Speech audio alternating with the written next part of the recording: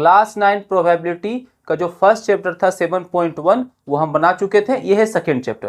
देखिए second chapter का first question क्या है, a teacher mixes a large bag of sweets of different colours and randomly selects a sample of 30 sweets. एक बहुत बड़ा bag है, उसमें अलग अलग कलर का स्वीट है, उसमें से हम 32 स्वीट जो है निकाल लिए, सैंपल के रूप में 30 स्वीट लिए। C counts the number of sweets of each colour, हर कलर का स्वीट्स को हम काउंट किए। तो देखिए यहाँ पे 10 जो था वो रेड कलर का था, 8 ग्रीन का था, 7 येलो है और 5 ब्लू कलर का है। अब क्वेश्चन क्या पूछ रहा है, क्वेश्चन हम लोग को पूछ रहा है calculate the probability that A randomly picked sweet from the sample is green. Randomly मतलब हम बिना देखे उसमें से एक कोई भी चीज निकालनी है, कोई भी एक स्वीट निकालनी है, तो उसका क्या प्रोबेबिलिटी है कि वो जो है ग्रीन होगा, मतलब इसका क्या संभावना है ग्रीन होगा। देखिए कैसे बनाएंगे, पहले सबसे पहले इसमें देखिए है बहुत आसान चीज है, सबसे पहले लिखते हैं टोटल। टोटल कितना स्वीट्स था हम लोग पास, 30 था, तो यहां पे लिखेंगे फर्स्ट का answer total number of sweets equal to 30, total लिख दिए। अब प्रोबेबिलिटी किसका पूछ रहा था, प्रोबेबिलिटी पूछ रहा था हम लोग को किन कलर का, ग्रीन कलर का, तो यहां पे लिखेंगे प्रोबेबिलिटी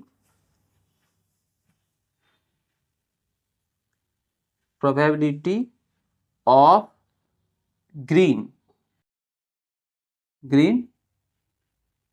स्वीट्स। अब ये कैसे निकलेगा, टोटल जो रहता है उसको नीचे लिखते हैं, टोटल कितना था 30, और किसका पूछ रहा है प्रोबेबिलिटी मतलब ग्रीन का, तो ग्रीन कितना है 8, तो हम जब निकालेंगे तो 8 में से ही कोई एक निकलेगा, तो ऊपर क्या लिखेंगे 8, ठीक है। 2 का टेबल में काटिए 4, 2 का टेबल में काटेंगे 15, तो इसका आंसर क्या आ गया 4/15। ये तो आपको फर्स्ट का आंसर हो गया।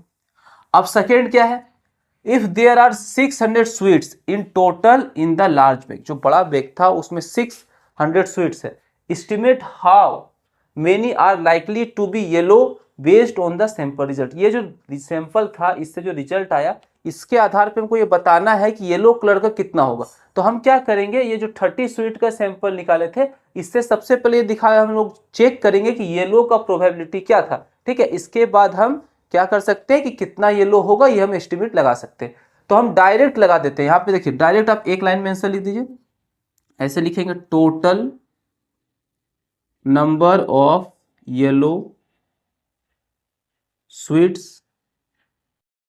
देखिए कैसे निकलेगा, सबसे पहले प्रोबेबिलिटी निकालते हैं, तो हम लोग को पता है कि एग्जाम्पल कितना लिए थे 30 तो हम लिए थे, तो यहाँ पे लिखेंगे 30, और 30 में से येलो कलर का केठो है, येलो कलर का 7 है, तो ऊपर लिखे 7। ये तो आपको निकल गया इस सैंपल के हिसाब से इसका प्रोबेबिलिटी निकल गया येलो कलर का, लेकिन हमको पता है सब मिला के कितना है 600 स्वीट्स है, तो बस इसको कुछ नहीं करना है, 600 से इंटू कर देना।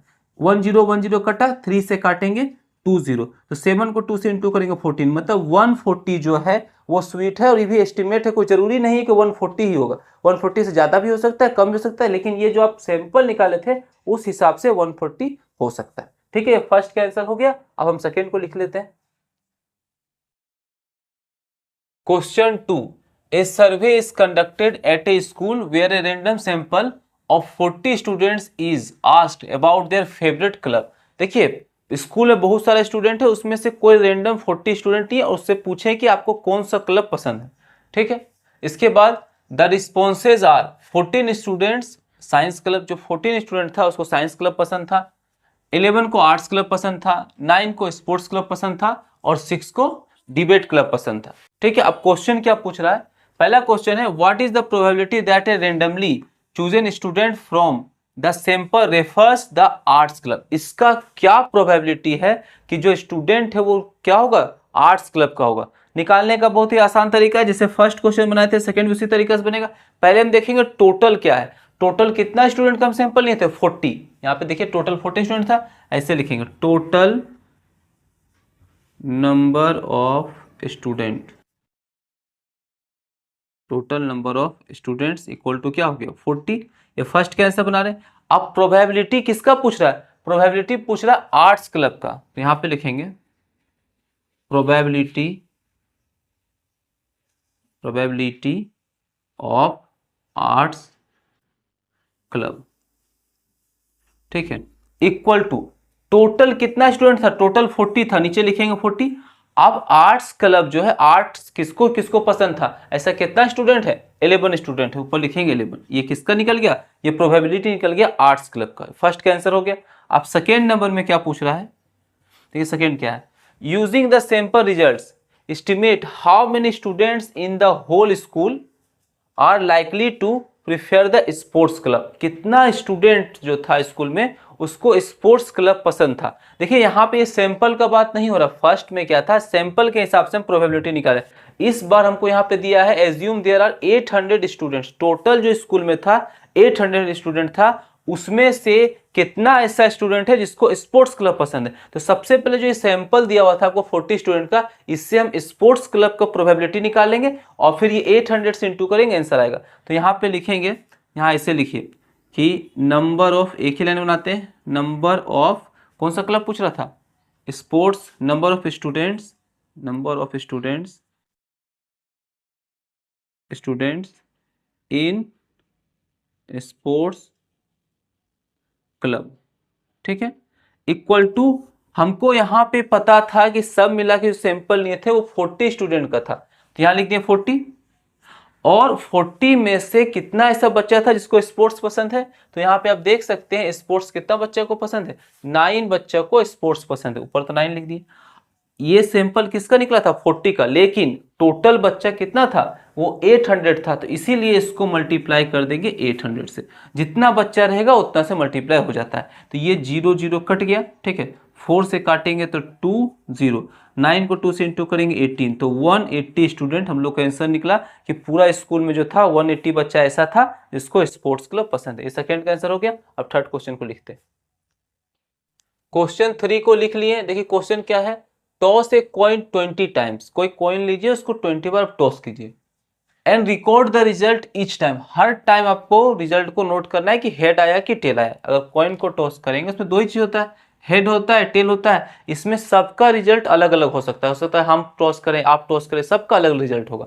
तो how many times did you gate heads, कितना बार हेड आया, एक्सपेरिमेंट करके घर में देख सकते हैं, नहीं तो यहाँ पे हम लिख देते हैं अपना मन से कि हम अगर टॉस करते हैं तो मान लेते हैं ऐसा कि 20 में से 12 बार हेड आया, तो फर्स्ट के आंसर 12 लिखते हैं, ठीक।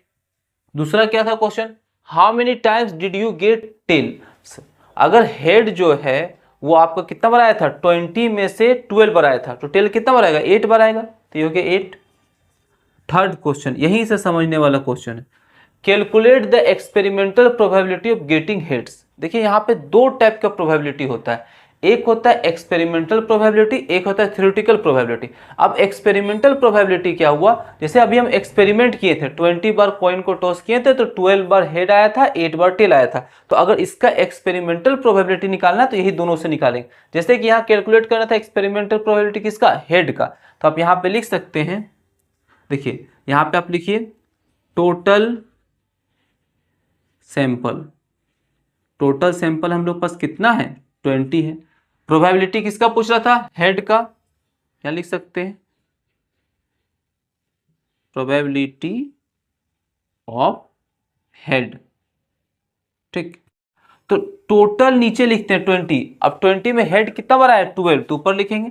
अगर 2 का टेबल में काटेंगे तो 2 का टेबल में 6, 2 का टेबल में 10, फिर 2 का टेबल में काटिए 3, 2 का टेबल में 5, मतलब इसका आंसर कितना गया, 3/5। इसमें सबका आंसर अलग अलग हो सकता है। अगर कोई टॉस किया, मान लीजिए 12 के जगह पे 8 ही ठो आया हो, ठीक है, या फिर 12 के जगह पे 11 आया हो, तो जिस हिसाब से रहेगा उस हिसाब से आंसर बनाएंगे। ये तो आपका थर्ड का आंसर हो गया।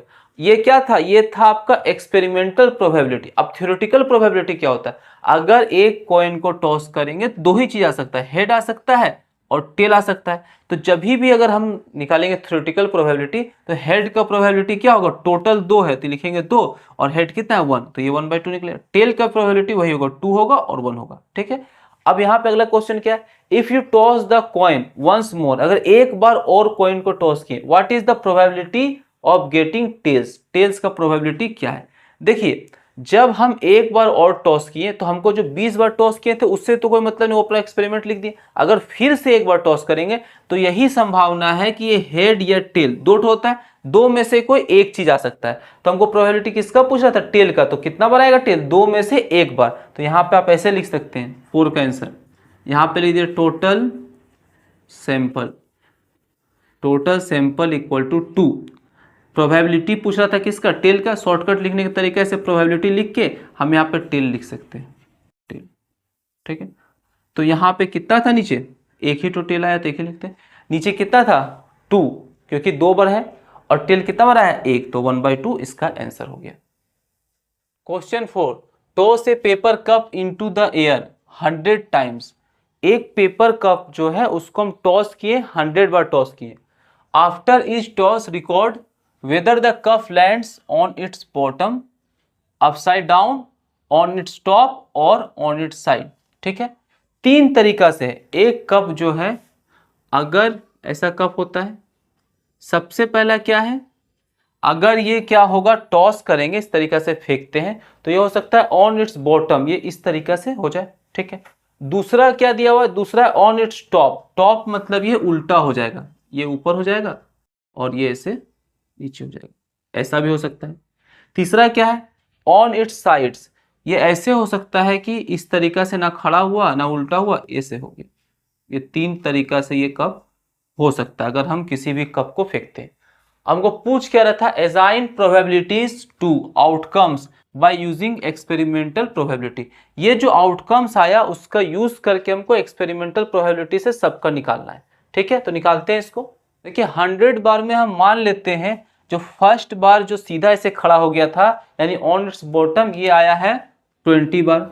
ठीक है, और फिर जो उल्टा खड़ा हुआ था यानी ऑन इट्स टॉप, इसका अपना मन से कुछ भी ले सकते हैं, इसको हम ले लेते हैं 30 बार आया है। ठीक है, और जो साइड में गिर गया है ये 50 बार आया है, ये अपना मन से मान लिया।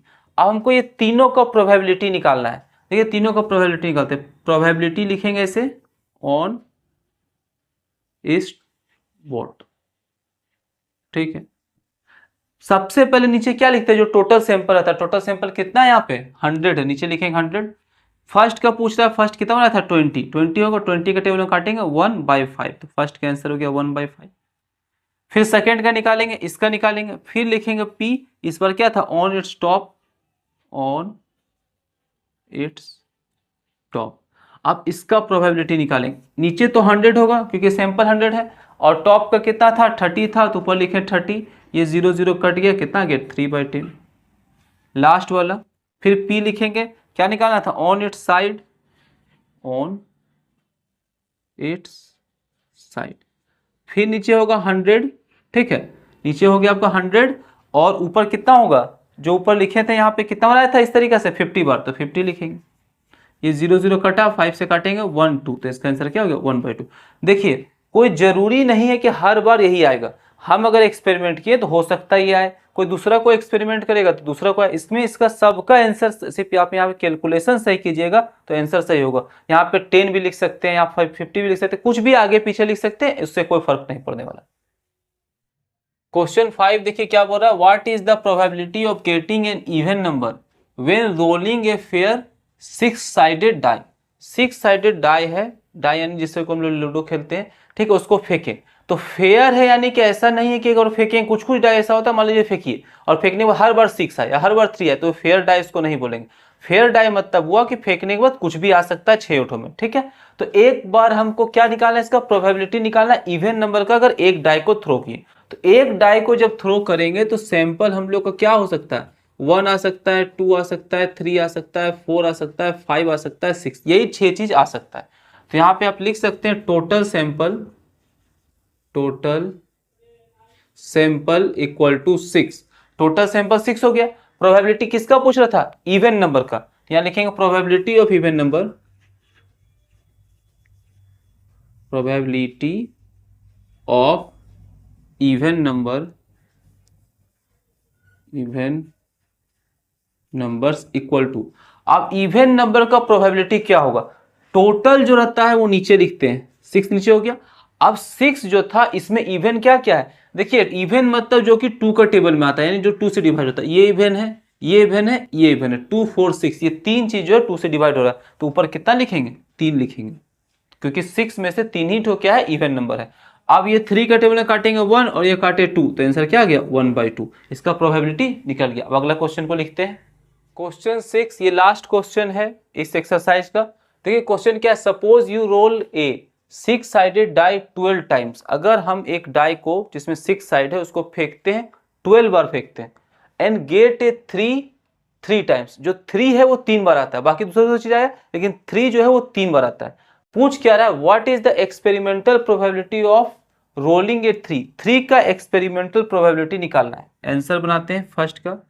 यहां पे देखिए टोटल सैंपल क्या होगा, टोटल जो है वो सैंपल हम लोग का कितना है, डाई को जो है वो कितना बार फेंके थे 12 बार, तो हम लोग का यहाँ पे टोटल सैंपल हो गया 12।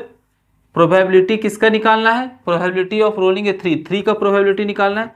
आप देखिए टोटल नीचे लिखते हैं, 12 आया था टोटल, नीचे लिख दिए।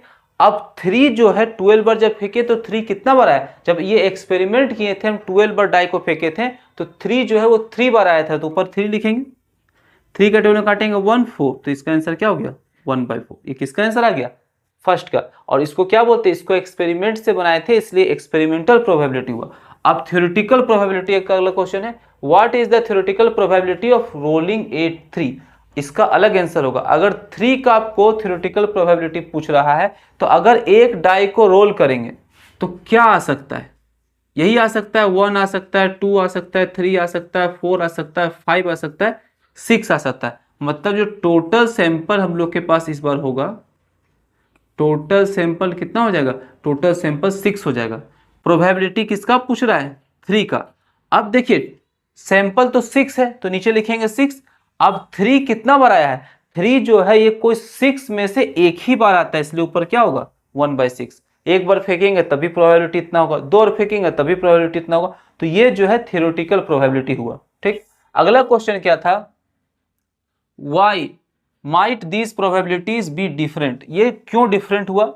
तो देखिए डिफरेंट होने का कारण ये है कि जब हम क्या करते हैं एक्सपेरिमेंट किए तो उसमें कोई जरूरी नहीं है कि जैसे यहाँ पे क्या था, अगर थ्योरी में ये है कि अगर 6 में से कोई एक आएगा, लेकिन ऐसा कोई जरूरी नहीं है कि 6 बार डाई फेंकेंगे तभी एक बार 3 आएगा। हो सकता है फर्स्ट बार फेंके तभी 3 आ गया, सेकेंड बार फेंके तभी 3 आ गया, इसीलिए दोनों का प्रोबेबिलिटी में अंतर होता है। What would you expect to happen if you roll the die 60, 600 और 6000 टाइम। देखिए जिस तरीका से हम जितना ज्यादा बार उसको हम जितना ज्यादा सैंपल लेंगे, जो थ्योरेटिकल प्रोबेबिलिटी है इसका सामने हमेशा एक्सपेरिमेंटल प्रोबेबिलिटी होगा। मतलब एक्सपेरिमेंटल प्रोबेबिलिटी जो है वो थ्योरेटिकल प्रोबेबिलिटी का सामने जाते जाएगा, जितना ज्यादा सैंपल लीजिएगा उतना क्लोज जाएगा। तो इसी तरीका से इसको लिख सकते हैं। ये थर्ड का आंसर लिखेंगे, यहाँ पे आप यहाँ पे मिटा के जरा सा लिख दीजिए कि एक्सपेरिमेंटल प्रोबेबिलिटी, ठीक है, experimental probability gets closer to theoretical probability. ये आपका आंसर हो गया थर्ड का, ये थर्ड का आंसर हो गया। ठीक है, ये वीडियो कंप्लीट हो चुका है। अगर वीडियो पसंद आया तो वीडियो को लाइक करें, चैनल को सब्सक्राइब करें और अगला लेसन का वीडियो आगे जल्दी आने वाला है।